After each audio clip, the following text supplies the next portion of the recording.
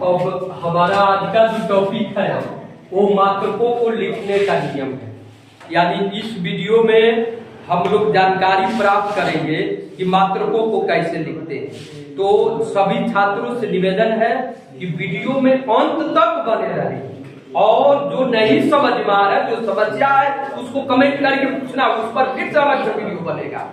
और वीडियो में अंत तक बने रहना है, चैनल को सब्सक्राइब करना है और वीडियो को ज्यादा से ज्यादा शेयर करना है और अंत तक वीडियो को देखना है।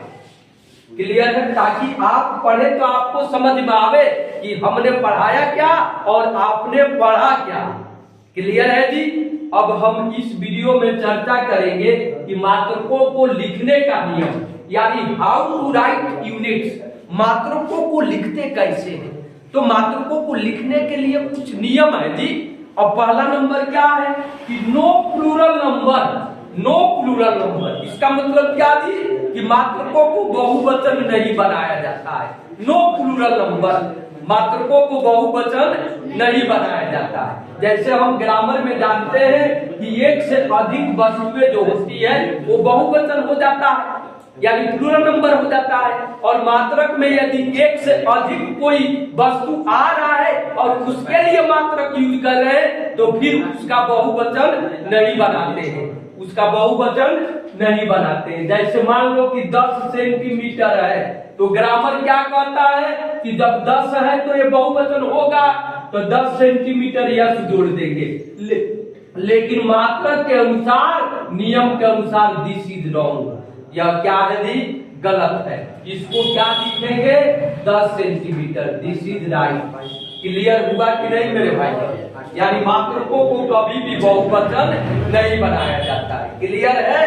अब अगला एग्जाम्पल है, जैसे मान लो 15 केजी, 15 केजी कोई वस्तु ले रहा हूं तो ग्रामर क्या कहता है कि ये एक से अधिक वस्तु है, एक से अधिक केजी है, तो इसमें क्या जुटना चाहिए? यस जुटना चाहिए। लेकिन मात्रक कहता है दिस इज रॉन्ग। क्यों रॉन्ग? क्योंकि ये बहुवचन हो गया, तो मात्रकों को बहुवचन नहीं बनाया जाता है। तो इसका रियल क्या होगा जी? यानी क्या हो गया? 15 केजी, यानी यह क्या हुआ? सही हुआ। तो पहला नियम क्लियर हुआ कि नहीं? मात्रकों को बहुवचन नहीं बनाया जाता है। क्लियर है? अब दूसरा नंबर क्या है? बिल्कुल ध्यान से समझना है। अब दूसरा नियम क्या है कि मात्रकों को हमेशा छोटे अक्षर द्वारा लिखते हैं। छोटे अक्षर द्वारा, छोटे अक्षर द्वारा संकेताक्षर में लिखते हैं। यानी मात्रकों को हमेशा किस में लिखते हैं जी? छोटे अक्षर द्वारा संकेताक्षर में लिखा जाता है। क्लियर है जी? यानी मात्रक में बड़े अक्षर का प्रयोग नहीं करना है, यानी अंग्रेजी वर्णमाला का छोटे अक्षर द्वारा संकेताक्षर में लिखते हैं। क्लियर है जी? संकेताक्षर का मतलब संक्षेप में लिखते हैं। जैसे सेंटीमीटर आ गया, क्या आ गया जी? सेंटीमीटर। तो अंग्रेजी में क्या लिखेंगे? सेंटी, और यह क्या हो गया? मीटर हो गया। क्लियर है? तो इसको यदि मात्रक भाषा में लिखना है तो केवल इसका और यहाँ पर मीटर, यानी संक्षेप में क्या लिख देंगे? सीएम लिख देंगे। इसका मतलब भी हो गया सेंटीमीटर। क्लियर है जी? मात्रकों को संक्षेप में कैसे लिखते हैं समझ में आ रहा है कि नहीं? दूसरा आ गया आपका किलोग्राम। किलोग्राम, तो किलोग्राम हो गया द्रव्यमान का मात्रक। तो किलोग्राम पूरा न लिख करके इसको संक्षेप में क्या लिखेंगे? केजी लिखेंगे। क्लियर हुआ कि नहीं? पहला रूल क्या हुआ? क्लियर हुआ? पहला रूल है मात्रकों को बहुवचन नहीं बनाते हैं। दूसरा रूल क्या है कि मात्रकों को अंग्रेजी वर्णमाला का छोटे अक्षर का प्रयोग करते हुए संकेताक्षर में लिखते हैं, यानी संक्षेप में लिखते हैं। तीसरा नंबर क्या है जी कि मात्रक जब किसी वैज्ञानिक के नाम से हो, जब किसी वैज्ञानिक के नाम से हो, क्या जी? जब किसी वैज्ञानिक यानी साइंटिस्ट, जब मात्रक किसी साइंटिस्ट के नाम से हो, किसी वैज्ञानिक के नाम से हो, तब किसका प्रयोग करते हैं? तब बड़े अक्षर का प्रयोग करते हैं। तब अंग्रेजी वर्णमाला का बड़े अक्षर का प्रयोग करते हुए संकेताक्षर में लिखते हैं। तब किसमें लिखते हैं जी? संकेताक्षर में लिखते हैं और किसका प्रयोग करके? अंग्रेजी वर्णमाला के बड़े अक्षर का प्रयोग करके। कब? जब मात्रक किसी वैज्ञानिक के नाम से हो।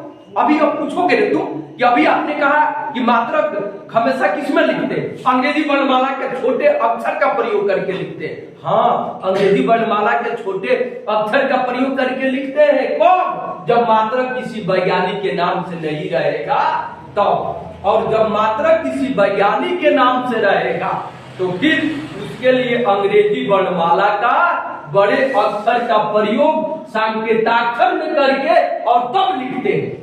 समझ में आए कि नहीं जी? जैसे बल का मात्रक क्या होता है? बल का मात्रक, तो बल का मात्रक न्यूटन होता है।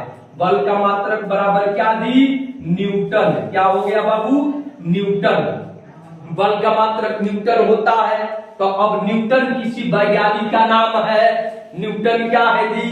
किसी वैज्ञानिक का नाम है। तब इसका मात्रक जो लिखेंगे संक्षेप में कैपिटल एन लिख देंगे। समझ में आया कि नहीं? यानी जब मात्रक किसी वैज्ञानिक के नाम से हो तब संक्षेप में कैपिटल अक्षर का प्रयोग करके और तब जाकर के संक्षेप में लिखते हैं। अब अगला है आपका विद्युत धारा का मात्रक। विद्युत धारा, विद्युत धारा का मात्रक, विद्युत धारा का मात्रक क्लियर है जी? तब विद्युत धारा का मात्रक क्या होता है? एम्पियर होता है। क्या होता है जी? एम्पियर। क्या होता है मेरे भाई? एम्पियर। और एम्पियर किसका नाम है? किसी वैज्ञानिक का नाम है। किसका नाम है जी? किसी वैज्ञानिक का नाम है। इसलिए इसका मात्रक को क्या लिखेंगे? संक्षेप में ये लिख देंगे। तो विद्युत धारा का SI मात्रक क्या हो गया जी? एम्पियर हो गया। और एम्पियर कोई वैज्ञानिक थे इसलिए इसके लिए कैपिटल ए का प्रयोग करेंगे। तो क्या मात्रकों को लिखने का नियम इस वीडियो में क्लियर हुआ कि नहीं? अब आप पूछोगे ना कि क्या वैज्ञानिक का नाम लिखना जरूरी है?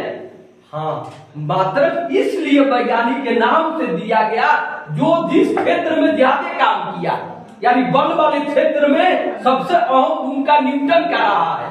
इसलिए बल का मात्रक न्यूटन ही बना दिया गया ताकि उनके नाम में और सम्मानित कर दिया जाए। उनको रेस्पेक्ट देने के लिए बल का मात्रक न्यूटन बना दिया गया, क्योंकि बल वाले क्षेत्र में, बल वाले टॉपिक पर सबसे ज्यादा कार्य न्यूटन वैज्ञानिक ने किए थे।